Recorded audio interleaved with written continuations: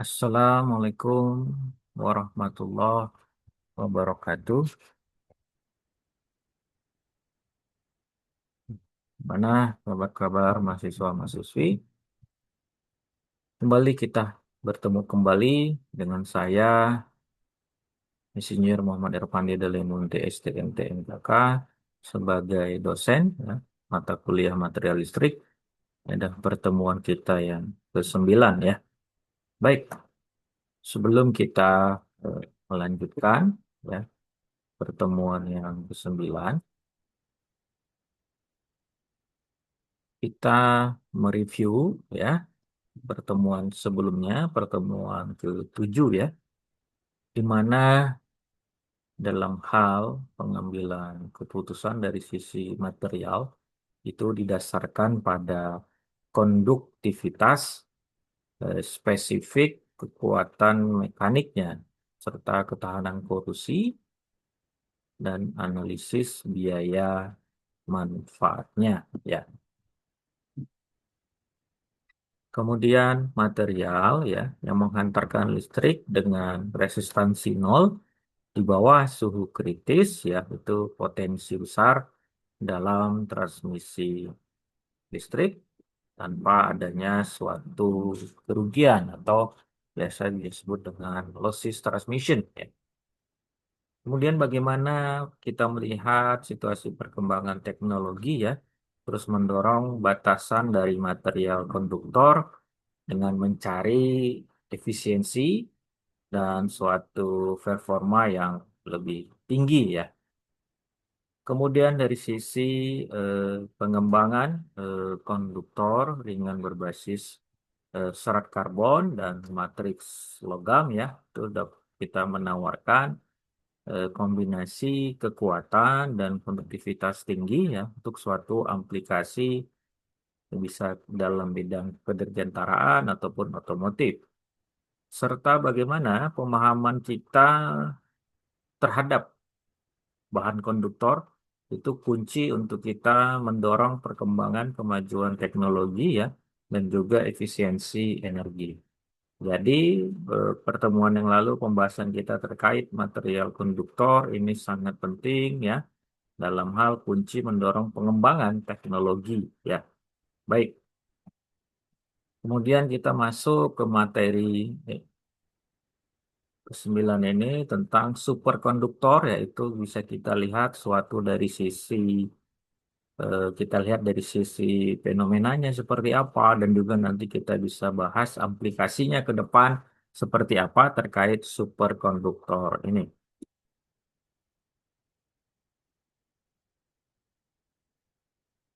Sejarah dari penemuan superkonduktivitas ya pada tahun 1911 penemuan dari superkonduktivitas ya eh,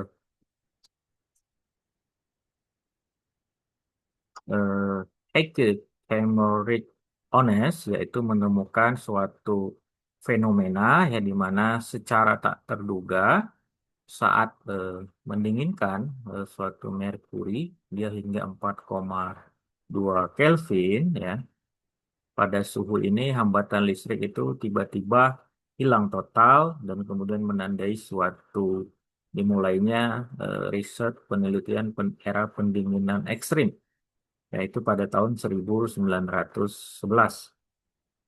Kemudian pada tahun 1933 muncullah riset penelitian dari efek Meissner ya di mana Walter Meissner dan Robert Rosenfeld itu mengambil ataupun mengamati data terhadap superkonduktor ya untuk mengusir medan magnet ya dari bagian dalam di mana efek ini untuk membuktikan superkonduktor bukan sekadar konduktor sempurna biasa. Jadi lebih kepada pengembangan ya dari sisi konduktor itu sendiri ya.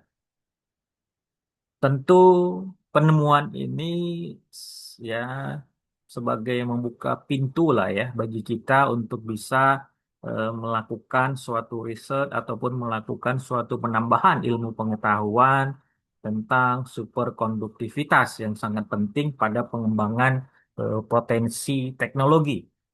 Ya, hal ini juga seiring bersama dengan konsep daripada Tamadun Mandiri dan juga 7 nilai dasar yayasan ya, eh, Universitas Pembangunan Pancabudi, di mana kita harus, kalau ciri-ciri dari mandirinya itu poinnya ada pada memiliki pertimbangan dalam menilai problem yang dihadapi secara intelijen, dan juga kita bagaimana bisa eh,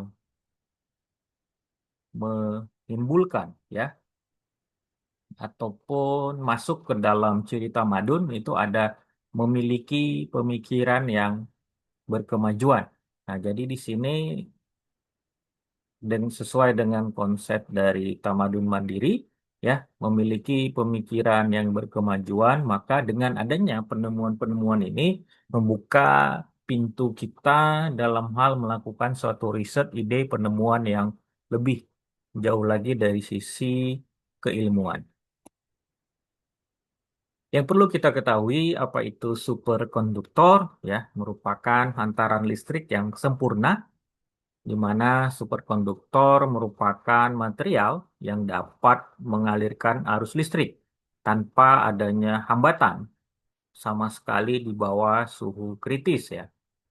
Suhu kritis ini merupakan fenomena yang muncul ya ketika material itu didinginkan di bawah titik suhu kritisnya ya. Bervariasi antara material. Biasa itu mendekati nol mutlak ya. Kemudian adanya efek daripada Meissner ya, di mana superkonduktor itu merupakan dia magnetik sempurna ya. Secara aktif itu menolak dan juga apa namanya, bisa menghasilkan levitasi magnetik ya.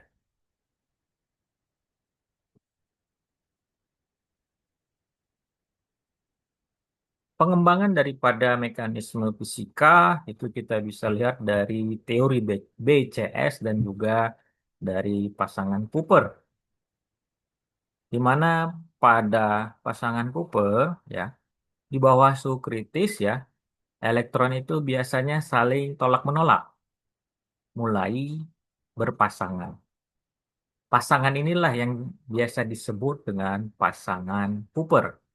Dia bergerak melalui kisi kristal ya, tanpa hambatan, di mana interaksi elektron kisi ya, meskipun tolakan elektron dapat berpasangan melalui interaksi yang dimediasi ya oleh vibrasi kisi, kemudian gerakan tanpa hambatan, itu pasangan Cooper ya, bergerak bersama sebagai satu entitas kuantum mikroskopik.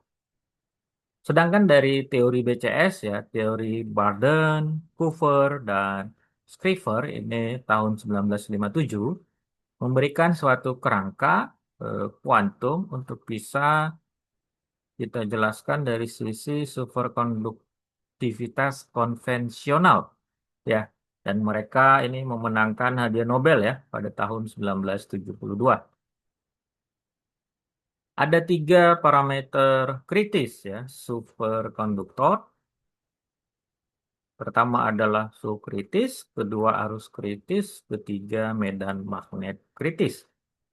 Suhu kritis ini merupakan suhu maksimum di mana hambatan listrik itu bisa menghilang, sedangkan arus kritis, kepadatan arus ya, maksimum dapat dilalui material sebelum pasangan Cooper itu terpecah ya, mengakhiri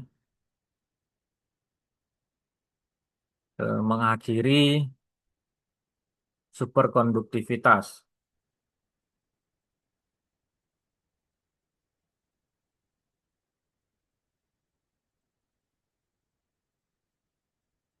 Kemudian medan magnet kritis ya, di mana kekuatan medan magnet eksternal maksimum ya yang dapat kita tahan oleh material.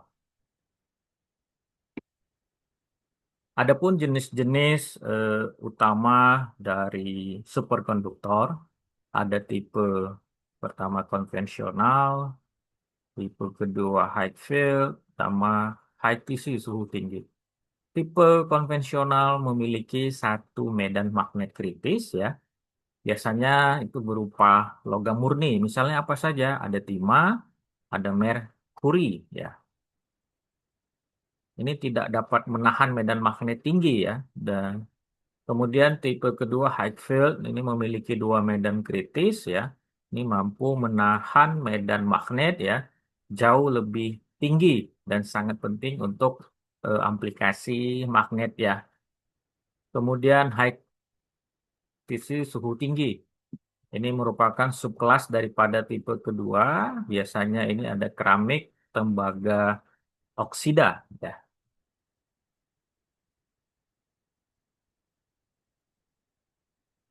Adapun penemuan ITC superkonduktor ini terjadi pada tahun 1986 ya oleh Muller ya. Muller dan Bednorz ya itu merevolusi material ya sehingga ditemukanlah ITC superkonduktor. Aplikasi daripada superkonduktor dalam pengembangan teknologi itu dapat kita lihat pada pencitraan resonansi magnetik ya. Ini magnet superkonduktor ini menciptakan medan magnet ya, menciptakan medan magnet yang sangat kuat dan stabil ya. Ini biasa di medis ya. Kemudian adanya kereta maglev ya atau levitasi magnetik. Ini tentu menggunakan efek Meissner ya untuk bisa mengangkat kereta di atas rel ya. Kemudian ada kabel listrik superkonduktor. Ini transmisi listrik ya tanpa adanya rugi daya dan juga meningkatkan efisiensi ya grid secara gratis dan juga untuk mengurangi ukuran infrastruktur daripada listrik. Adapun perangkat elektronik superkonduktor ya, perangkatnya misalnya bisa Josephson Junction ini merupakan gerbang kuantum dasar ya, terdiri daripada dua superkonduktor yang dipisahkan oleh lapisan isolator ya, yang digunakan dalam komputasi kuantum. Kemudian ada juga SQUID ya. SQUID ini adalah superconducting quantum interference device. Ini merupakan detektor medan magnet paling sensitif ya di dunia. Ini juga penting dalam keilmuan fisika dan juga kita bagaimana mengeksplor geologi pencitraan juga ya, pencitraan perkembangan teknologi ya. Kemudian sirkuit daripada digital superkonduktor ya, ini berkecepatan tinggi, di mana daya sangat rendah ya, juga bisa melampaui semikonduktor silikon. Tentu ada tantangan dan juga ada masa depan daripada superkonduktor, di mana tantangan utamanya adalah biaya pendinginnya ya. Biaya pendingin sebagian besar material ini sangat masih membutuhkan pendingin dengan suhu yang sangat rendah. Jadi biaya pendinginnya ini sangat mahal ya. Kemudian dari sisi kerapuhan material dari keramiknya ya. Ini cenderung rapuh dan sulit kita bentuk menjadi kawat atau komponen yang fleksibel. Kemudian stabilitas kritis ya. Ini juga bisa mempertahankan superkonduktivitas di bawah medan magnet dan arus yang sangat tinggi. Inovasi masa depan ya. Bagaimana room temperature superconductor ini tujuan utamanya ya material yang beroperasi di suhu ruangan bisa menghilangkan semua kebutuhan pendingin. Kemudian bagaimana elektronik superkonduktor skala besar untuk pengembangannya, komputasi generasi-generasi yang akan datang ya. Kesimpulan yang dapat kita ambil ya, superkonduktor, superkonduktivitas merupakan suatu fenomena yang unik ya, di mana bisa menjembatani keilmuan fisika kuantum dengan kita mengaplikasikannya dalam perkembangan teknologi. Inovasi ya, inovasi di bidang superkonduktor ini merupakan investasi dalam masa depan yang jangka panjang ya dan sangat bagus ya. Harapan capaian pembelajaran ini mahasiswa mampu ya membedakan jenis bahan superkonduktor serta karakteristik fisiknya. Kemudian mahasiswa mampu mengklasifikasikan superkonduktor berdasarkan tipe dan juga suhu kritis. Ketiga, mahasiswa mampu menjelaskan ya prinsip dasar superkonduktivitas secara ilmiah. Adapun referensinya ya dari teori superconductivity, kemudian dari fundamental and application, nanti kalian bisa review dan baca kembali dari referensinya. Adapun evaluasi pada pertemuan ini ada soal latihan ya. Pertama, jelaskan tentang efek Meissner ya. Kedua, jelaskan keuntungan fisik dan ekonomis kabel superkonduktor dibanding kabel tembaga. Nah, eh, silakan nanti kalian eh, kerjakan ya untuk soal latihan ini. Baik, untuk pertemuan kita pada pertemuan ini, materi yang kami sampaikan cukup sekian. Nanti jika ada tanggapan pendapat yang lain kita bisa diskusi ya. Baik, terima kasih. Kami undur diri. Assalamualaikum warahmatullahi wabarakatuh.